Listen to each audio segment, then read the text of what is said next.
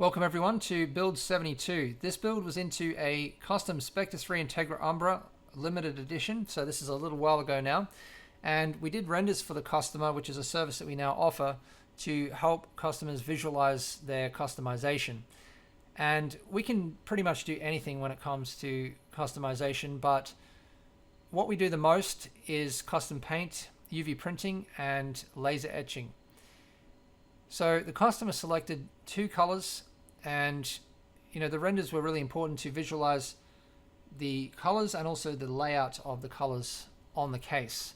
So it's an orange or yellow and also a gray, and the customer also wanted a kind of chameleon effect, and so I sprayed a color shift pearl over the top of both colors, which looks different on different colors. Like, it shows up a lot more on darker colors, so the color shift pearl was more obvious on the gray, and you can't really see a color shift pearl when you're looking perpendicular if it's just sprayed on lightly, and when you start to get on angles then you can see it. And the one that I used has blues, purples, and a little bit of reds in it as well, so the camera doesn't pick it up very well, but the paint job really changes depending on the light and the angle. And the customer also wanted matte finishes, which I really like. I think that matte is underused, and where I really like to use matte is when you have like monotone, everything is the same color, but you just want to create a bit of contrast somewhere. So let's say it's all black and you do a combination of gloss black and matte black.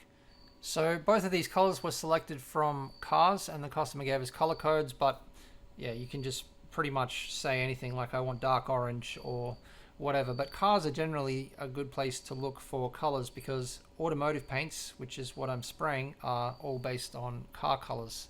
So the customer actually upgraded the case a lot since the renders. So he added the Julep side panel and also Elite's distribution plates on the front and top panels.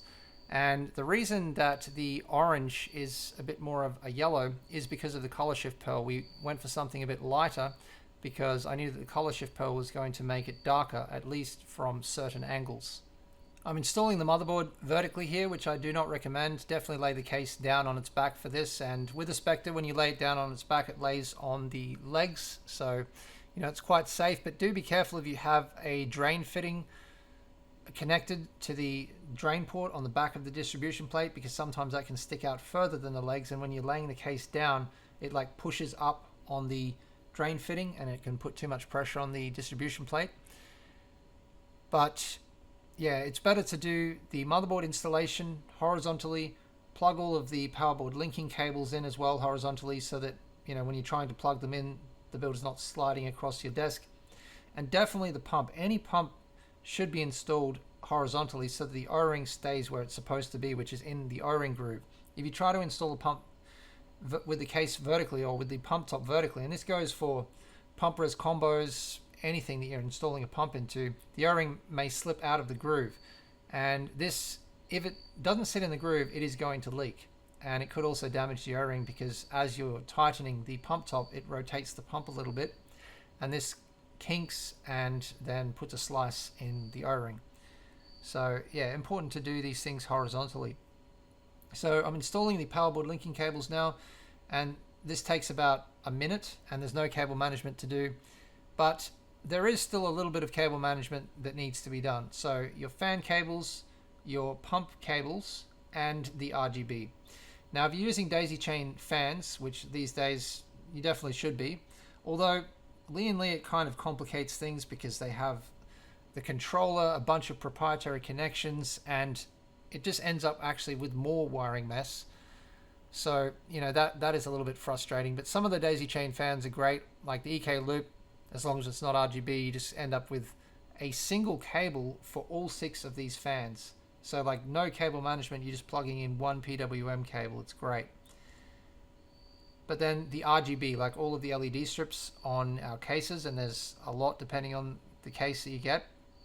I usually tuck all of the excess of the RGB cables behind the motherboard. It's a perfect spot for it. You can't see them back there. It makes it very easy. But we are working on a solution right now for the RGB cables, which will pretty much eliminate any need for cable management for at least all of our RGB.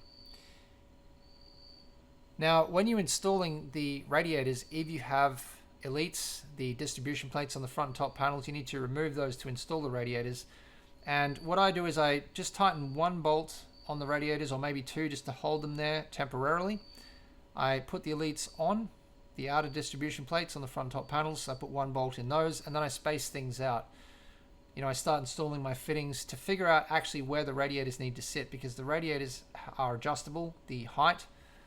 And once I figure out the position, you got to take off the elites again, then tighten all of the bolts on the radiators to permanently fix them in position, and then put on the elites again.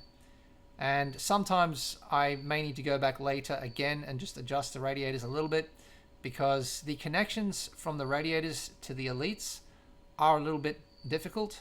You know, it's a bit tight. You need to get your fittings right, your tube right. And particularly if you have the dual loop side panel, you know, there are some a bit tighter bends and fittings configuration that you need to do.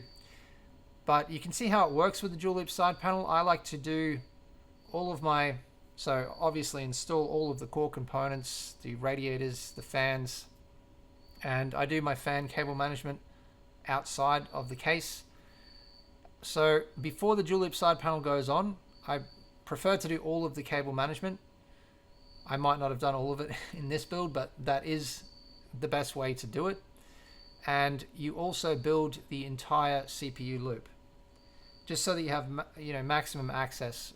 Because once the dual loop side panel goes on, you then have a smaller window inside of the dual loop side panel, so it's a bit harder to get access into the case. Although you can still get access to everything you need to, because the dual loop side panel is not much smaller than where the radiators come to anyway. So yeah, dual loop side panel goes on, take the window off it so that you can get access. You build the GPU loop, and some of the cable management can be finished off through the bottom.